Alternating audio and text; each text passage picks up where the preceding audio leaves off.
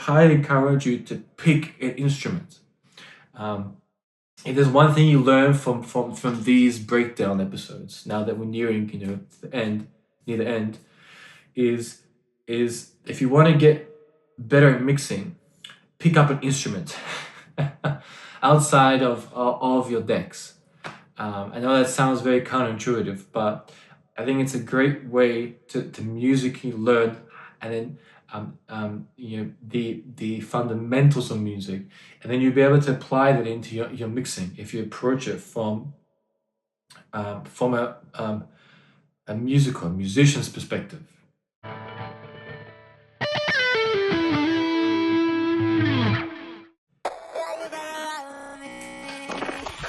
That's key. See how we're going with the rhythm? 1, 2, 3, 4.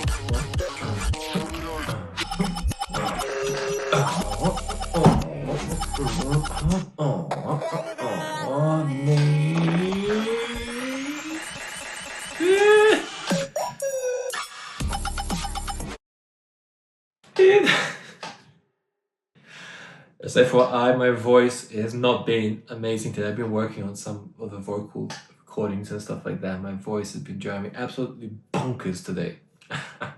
And my nose as well. It's been clogging up and off and on. It's just some sort of allergy, I guess. But anyway. But again, it comes back to, working with the groove, but then manipulating the groove. You don't want to be so strict on the groove that you don't have any room to breathe. But you also want to keep it flowing. And let me just pause. Awesome.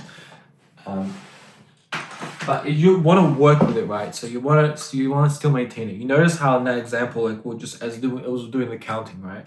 We're going with it. So even though we're adding, double, we're adding this, we're adding the big crush, we're adding the flanger effect, the phase effect, we're adding some reverb, we're pausing, we're playing it. You're doing it musically with the groove. So you start, and then music's quite forgiving when you do something like that. In this style of music. What else? Fundamentally, you can apply that no matter what stage you are. It's just about switching your frame of mind and looking at the gear from a more musical perspective.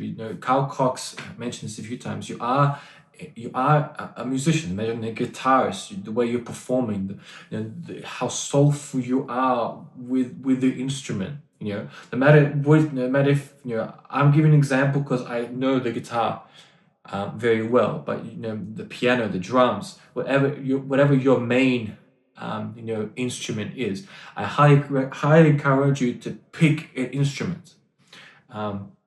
If there's one thing you learn from these breakdown episodes, now that we're nearing near the end, is if you want to get better at mixing, pick up an instrument outside of your decks.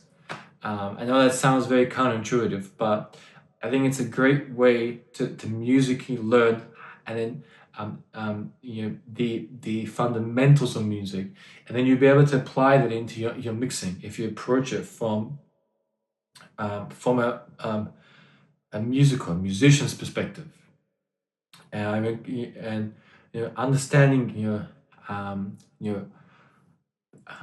for example, on the guitar, understanding how to play the chords properly, so that it sounds nice, how to bend the strings, how to change chords, and it develops your ear training as well. Understanding when something's sharp, when something's flat, is the guitar in tune? I'm able to pick up the guitar and know straight away if it's in tune. That's a bit different for the piano, for example, because if it's for most part, if it's an electronic piano, it's always going to be in tune. So I would always recommend picking something that's has I guess um, wood wood in it, or something that's that's malleable in your hands, that adjusts the temperature.